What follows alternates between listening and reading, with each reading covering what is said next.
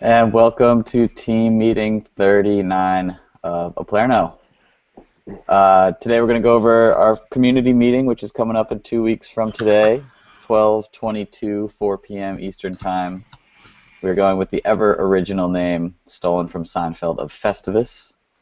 We're also going to discuss the Director of Marketing and Community position that is still open. We're actively searching there. We have some questions from the faculty, which are going to include licensing agreements, something we've touched on in the past, and we finally gotten to a point where we can make some sort of procedural decisions and directions there.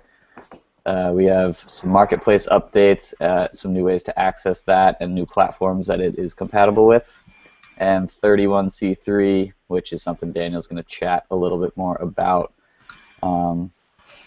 So I don't think we have much more to say about the, the new community meeting, other than mark your calendars, 12/22, which is a Monday, 4 p.m. Eastern Time, is the going to be the time. If you are interested, shoot an RSVP sort of quick email to info@aplerno.com, and we will let you know that you're good to go. We'll also be shooting out the invite via Facebook, Twitter, email, and for those of you who are already faculty members of Aplerno, you'll see it on Canvas in the faculty orientation and instructors groups on that platform.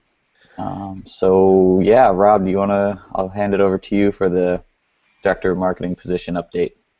I have one thing that I want to mention about the community meeting. Today we're using Crowdcast for the team meeting.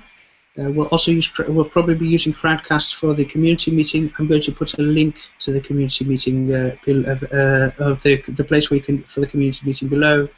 If you want, then you already have the link, so you can actually go and visit and put questions in there. We have a possibility that you can leave questions and do polls and these type of things. So we're very interested in that. So sorry, over to you, Rob.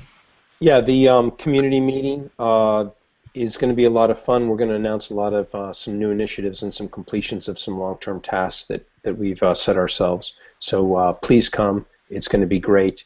And remember to wear a nice holiday sweater and have your eggnog or whatever is the appropriate beverage for your holiday season. So yeah, it's a December 19th. It's a big meeting for us. Our time to get together. December 22nd. December 22nd, sorry. December 22nd. It's a big meeting for us. And so remember to sign up and do that. Now, let's talk a little bit about the Director of Marketing Community open position. The job description is located on both AngelList and on our website, so you can check that out. We've been getting a lot of really interesting, a lot of interest in the position, but also what I really have enjoyed is getting some proposals for people who want to take smaller chunks of this, which is in a particular region. Don't necessarily want to be the full director of community and marketing, but want to work on using Aplerno's courses and catalog, and also recruiting faculty and kind of carving out their own piece in their own regional area. So we're going to talk a little bit more about that, and I might start putting those particular positions up, but it's really important to realize that we are trying to concentrate on the Northeast as our test bed, and that really the goal for us is to get up to 1,000 people taking at least one class, or any combination thereof, to get what is 1,000 students in a seat. Okay, and with that, then all of our business and marketing and all of our operations financially become sustainable that way. So getting from 2 to 1,000 is a challenge, but we're up for it, and we really want to find that again, that really good community person, community lead, or social lead as it's sometimes called in the industry, and start helping us build things. So we're still looking for people. So if you know of someone who might be interested, please forward them our info. And of course, you can have them email skiff@aplerno.com.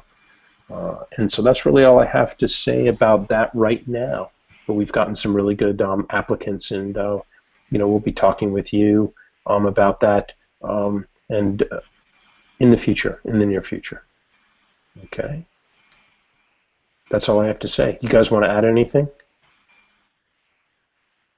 No, that sounds good. Just, the stronger candidates are generally referred and validated and supported and referenced and all that by people already within the community. So if someone is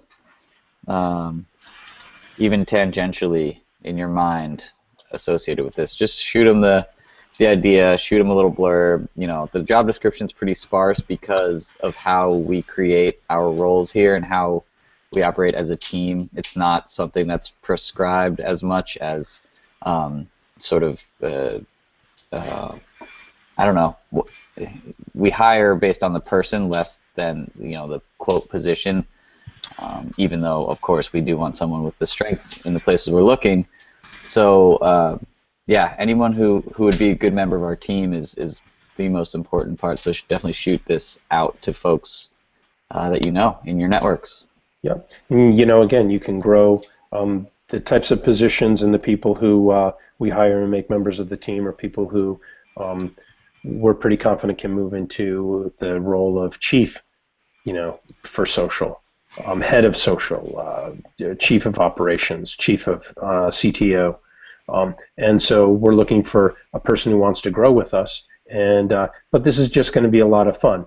It's going to be a struggle, okay? Because two to 1,000 is a big roll, a big jump. But I think we're up for it now, and we're looking for the right person, someone to add to the mix. And of course, they will be participating fully in these Monday team meetings, which will be fun, and which are always fun and enlightening. Yay!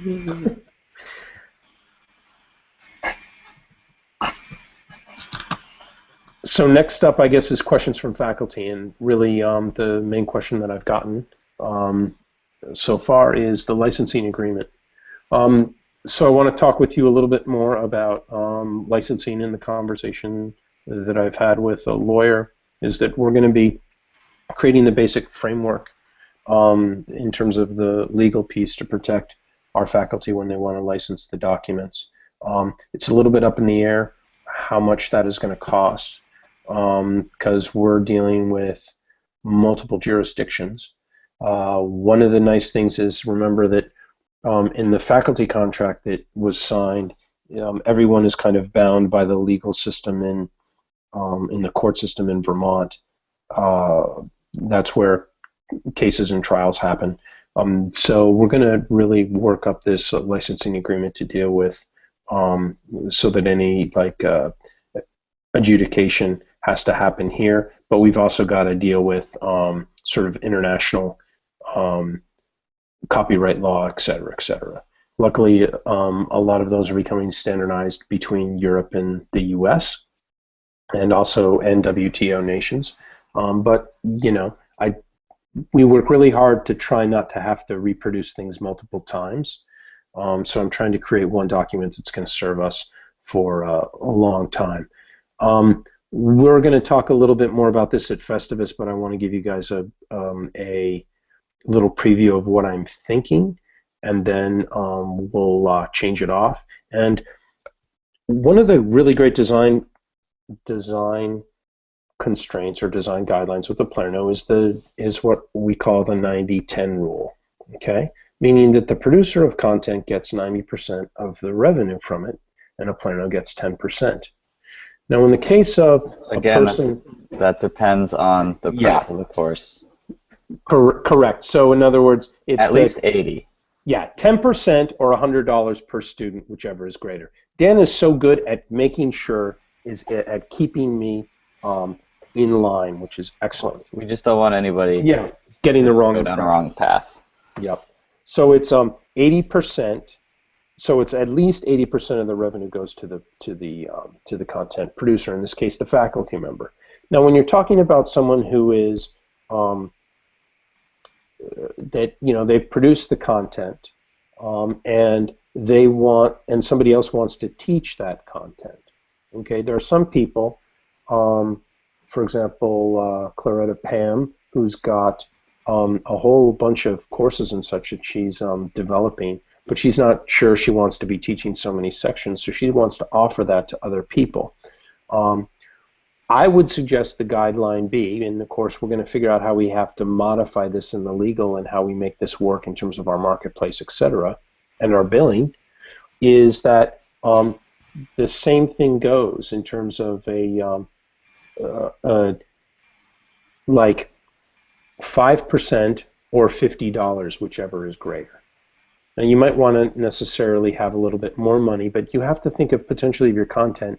The people that are going to be really using the content are the faculty, and what you've produced with a particular class is going to be like a really souped up textbook. Now, do not for 1 second think that we're going to interfere with and say it's $50 or 5%.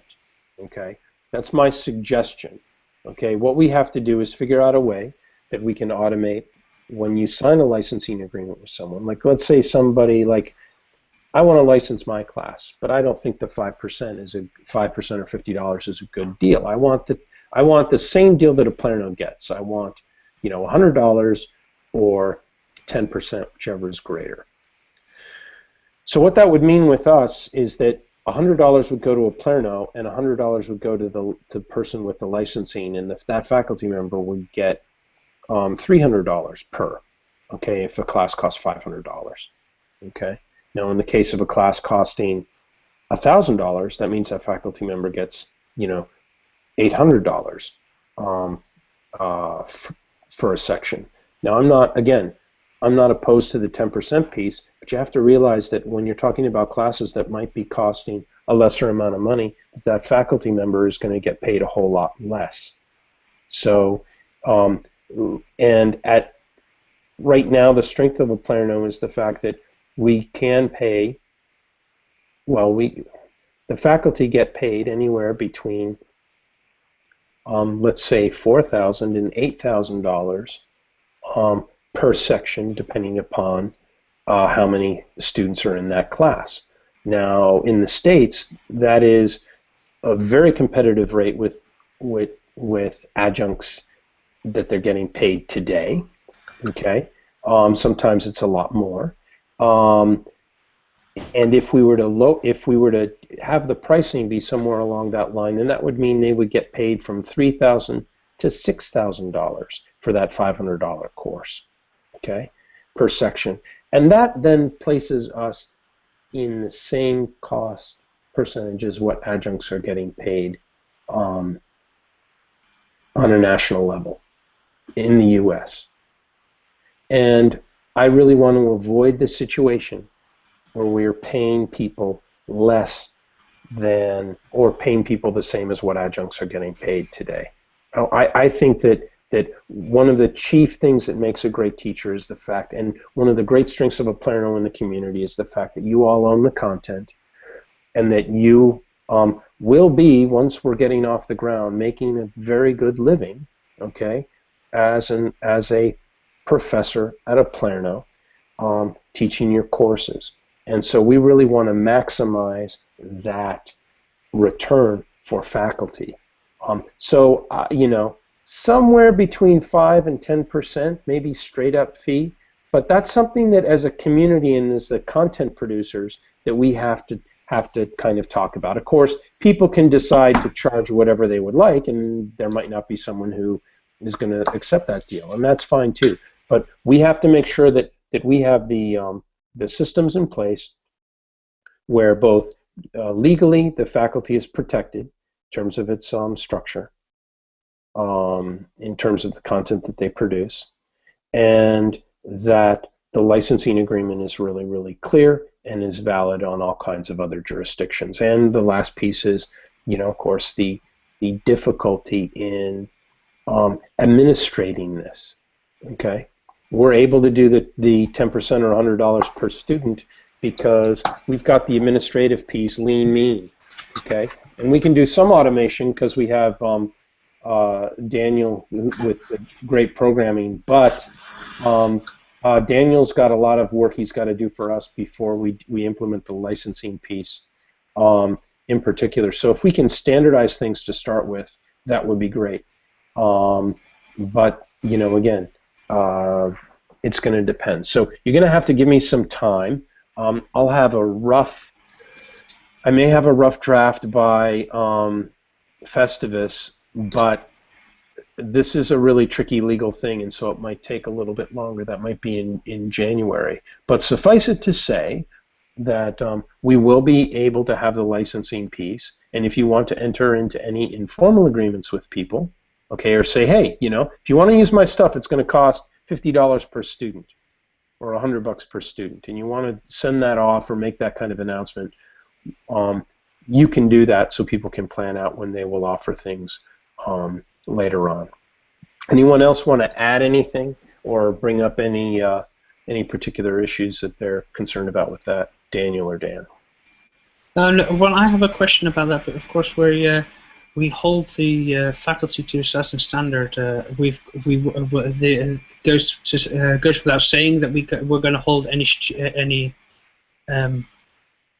teachers who license your courses also to the same standard. Just that because they're not producing the course material, it doesn't mean that they don't have to have a certain knowledge level or a certain a certification level.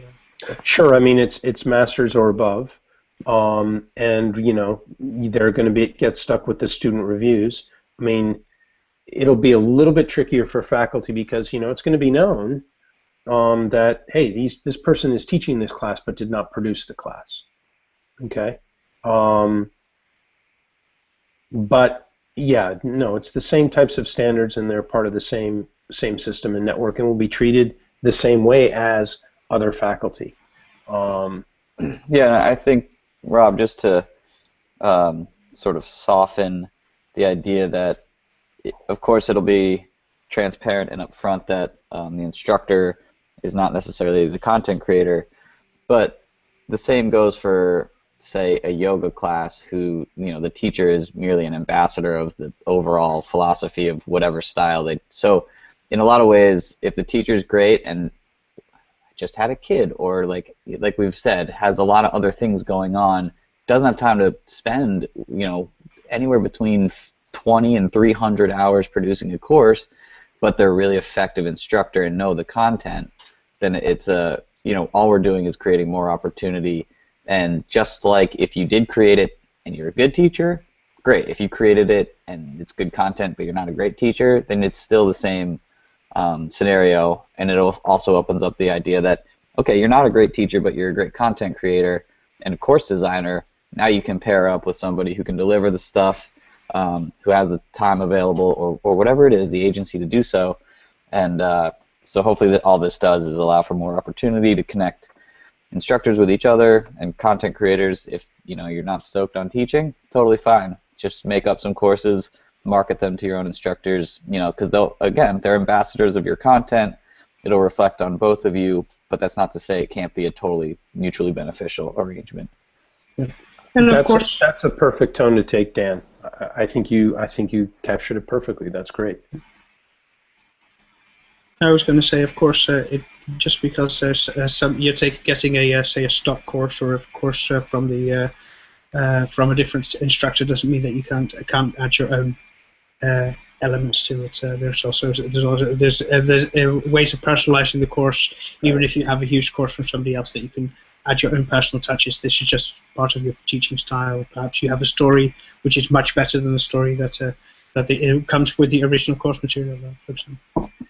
Yeah, and that's where the licensing becomes tricky, because when you add something to something, okay, like you've improved it, so when you teach that again, who gets do you have to keep paying the licensing fee? At what point? I mean, that's where the complication, that's where things can get fairly complex, and we're going to have to do this in an iterative way. As we walk through, making sure that both parties are fair, because there were tons of times, agreed, Daniel, when I got to get a class from one of the institutions I was working from, and I modified it greatly, and then they would take it and they would own it, which really ticked me off, and weren't recognizing my contributions to the piece. So we want to make sure that you've got the licensing piece, but that and you've got the ability to change stuff, but you're probably going to have to enter into a longer term licensing agreement with someone if you're modifying their stuff, because it takes a lot to build the foundation for a class. And we want to make sure that the people who are building the foundations get paid, but we also want to make sure that the people who are using the materials also have some good access to it. But that's something that we're going to talk about as a community. But it's foremost in our minds. So that's all I have to say about the licensing piece. And of course, there'll be more that comes up at Festivus in a couple of weeks. Talk about that, Dan Kerr. So I guess it piggybacks somewhat nicely. I'm mildly embarrassed I didn't think of this sooner, but nonetheless, some faculty have worked with Canvas and they're great. They're all set. Some faculty have worked with Blackboard. Some faculty haven't made an online course yet. So there's all these different levels of familiarity and experience with learning management systems and blah, blah, blah.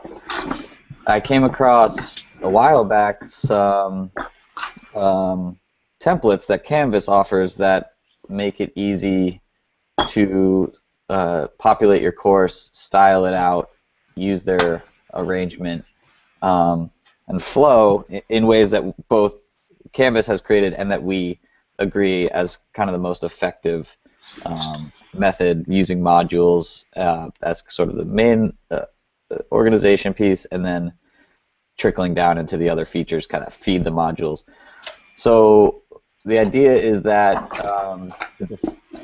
we haven't decided if it's going to be, that's why I'm bringing it up, we haven't decided if it's going to be the default approach to course creation at the very beginning for faculty, or if it's an opt-in, opt-out thing that might make it too complicated. But essentially, when you send us a proposal, and we approve it, and we create the course in Canvas, by the time you log into Canvas, there will be a shell, a blank, generic shell of a course, with a Palerno, like the logo would be in the top left kind of thing, and the colors would all be consistent, and this would be optional. You could also just delete it when you got in there, or we could delete it for you, or blah, blah, blah. We haven't really ironed that out.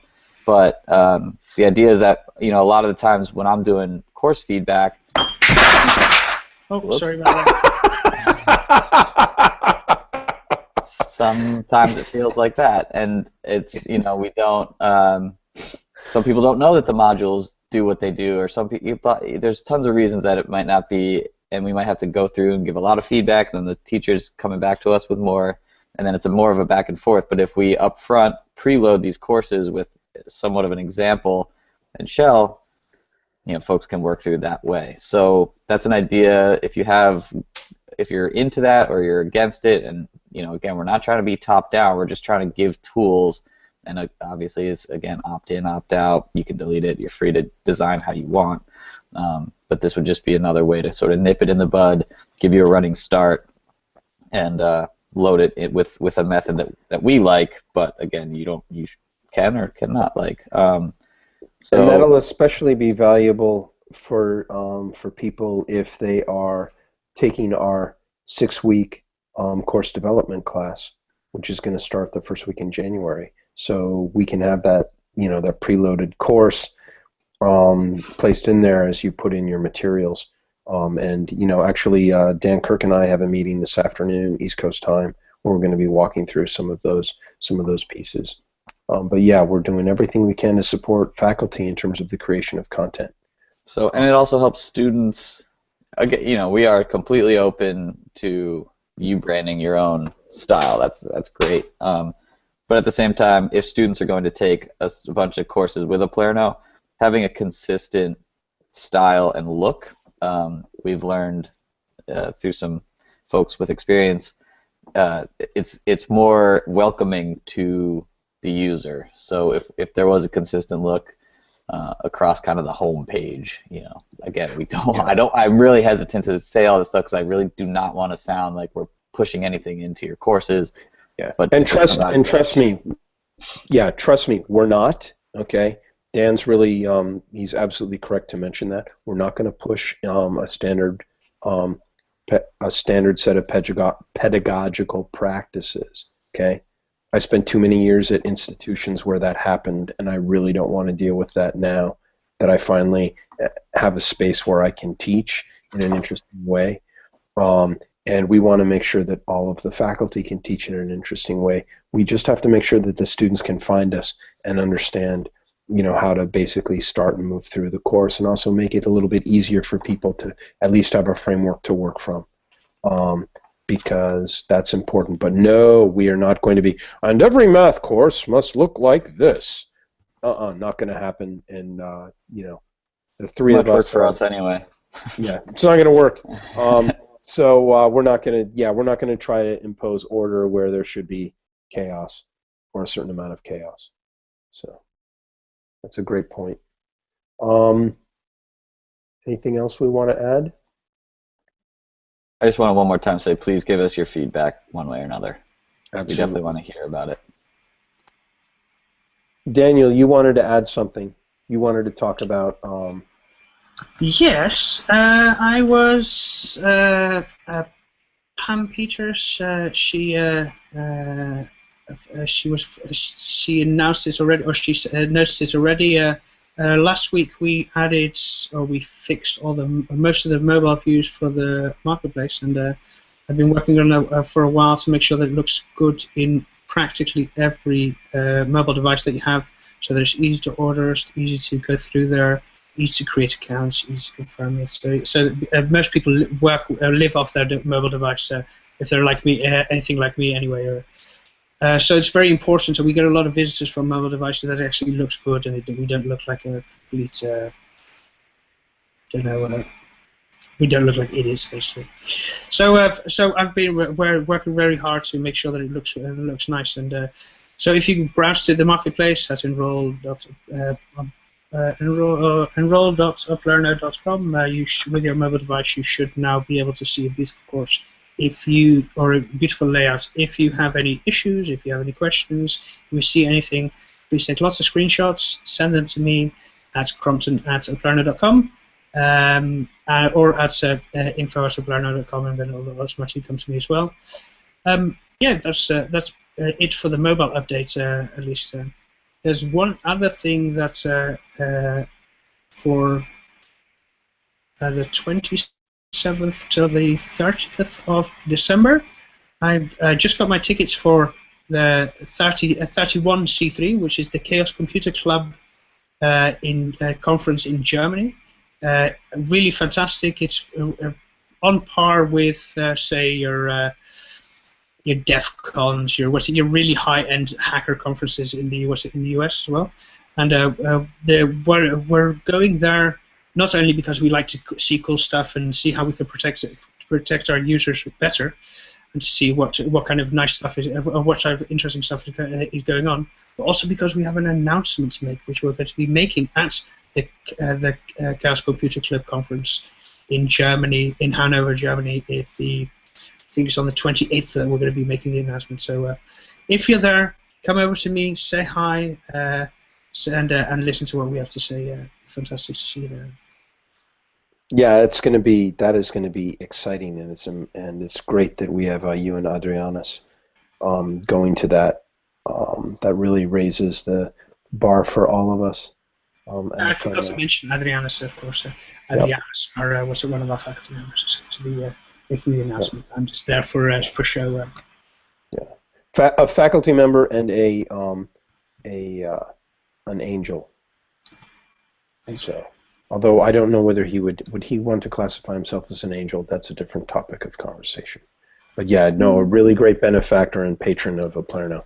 Yeah. Yeah. Okay. Well, listen, I think that's, unless there's anything else, we've been talking with you guys for a half an hour. We try to keep these sessions to a little bit short because we've got to get back to work and have our private meeting to have. So thank you very, very much for attending meeting 39.